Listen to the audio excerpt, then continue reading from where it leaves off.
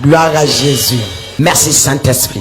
Nous ouvrons notre Bible maintenant. Nous sommes dans la saison du réveil et nous allons voir les 5 signes qui définissent le réveil spirituel. Premièrement, nous allons voir dans Actes 2 verset 1 à 7, le jour de la Pentecôte, ils étaient tous ensemble dans le même lieu. Tout à coup, il vint du ciel un bruit comme celui d'un vent impétueux. Veuillez vous tenir debout. Et il remplit toute la maison où ils étaient assis. Des langues semblables à des langues de feu leur apparurent, séparées les uns et les autres. Et ils se posaient sur chacun d'eux. Et ils furent tous remplis du Saint-Esprit. Il s'est mis à parler en d'autres langues selon l'Esprit leur donnait de s'exprimer. Il y avait un séjour à Jérusalem, juifs hommes pieux de toutes les nations qui sont sous le soleil. Au bruit qui eut lieu, une multitude accourut. Alléluia. Et elle fut confondue parce que chacun les entendait parler dans sa propre langue. Ils étaient tous dans l'étonnement et la surprise. Et ils se disaient les uns et les autres, voici ces gens qui parlent, ne sont-ils pas tous des Galiléens? Alléluia. En ce jour, je voulais vous parler de la saison du réveil. Père, je prie afin que ce message rentre dans la vie de quelqu'un et qu'à partir de toi, le réveil soit. Amen. Bien-aimés, nous regardons bien. Jésus l'a dit, certes, on entend que Jésus est ressuscité. Les apôtres courent vers Jésus. Ils courent pour l'embrasser. Il s'est dit que non, c'est la fin de toutes choses. Nous avons déjà Jésus et c'est tout. Mais la Bible me dit, Jésus l'a dit que non.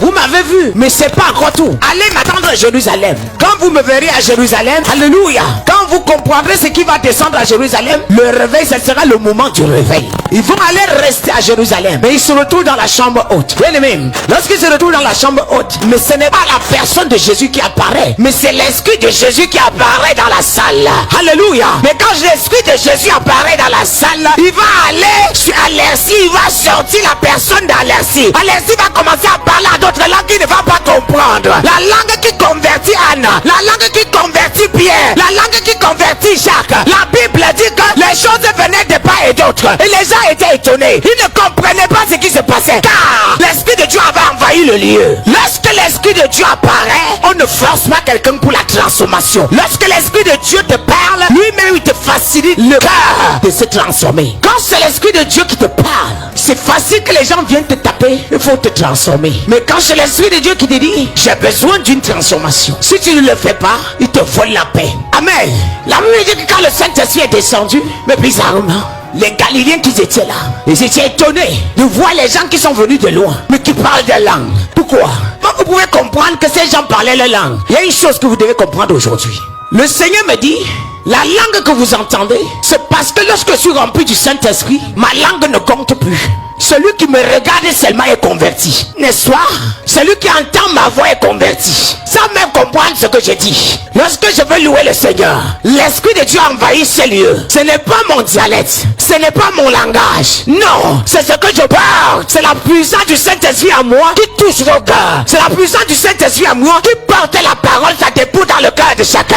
Voilà pourquoi une église sans le Saint-Esprit est la tromperie, et les mensonges, et la manipulation, et la séduction. Mais une église remplie du Saint-Esprit apporte la transformation dans la vie de tout le monde. Un bouddhiste jette le bouddhisme, un marabout jette ses fétiches, les musulmans jettent, ils courent vers Jésus. Pourquoi? Le Fils de l'homme est né. Là où il y a la résurrection, il y a la vie partout. Il y a l'étonnement, des miracles, des guérisons, des transformations. Aïe, bien-aimé, il y a une chose que le Seigneur me dit. Lorsque celui qui veut transformer, il y a la perfection dans la transformation. Lorsque celui qui veut guérir, il y a la perfection dans la guérison. Lorsque celui qui veut t'enseigner, il y a la perfection dans l'enseignement. Lorsque celui qui veut t'inculquer sa sagesse, il y a la perfection, il y a la transformation dans ta sagesse. J'aimerais parler à quelqu'un ce soir. La transformation de Dieu ne dépend pas des hommes ni des femmes, mais ça dépend de l'Esprit de Dieu et du Saint-Esprit et de sa puissance.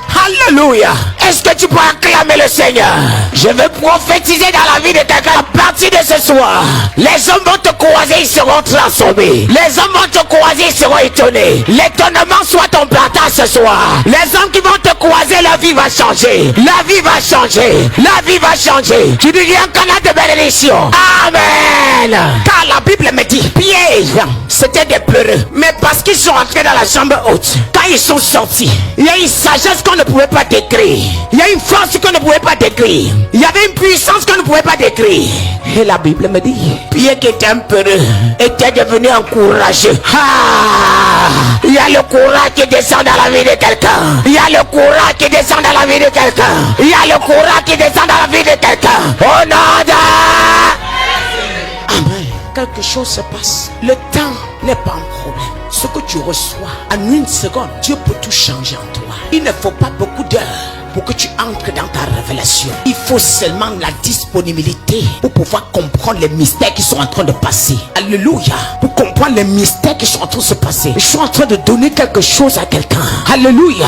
À travers toi, jusqu'à ce que tu commences à devenir un sujet de bénédiction, un canal de délivrance pour les autres, tu seras considéré par le Seigneur. Alléluia. Tu seras considéré par le Seigneur. Moi, je ne parle pas de la puissance, mais la puissance organisée par des sorciers. Moi, je parle d'une puissance venant derrière du Saint-Esprit, derrière le Saint-Esprit. Mais ce soir, je veux relâcher une parole pour quelqu'un ce soir. Je déclare le Dieu qui m'a oué ce soir. Le Dieu qui m'a touché te touche ce soir. Le Dieu qui m'a visité te visite ce soir. Le Dieu qui m'a oué te oué ce soir. Dieu qui m'a rempli te remplit ce soir. Le Dieu qui m'a parlé te parle ce soir. Le Dieu qui m'a visité te visite ce soir. Au nom de... Amen. Merci. Nous allons garder le reste pour demain. Acclamons le Seigneur.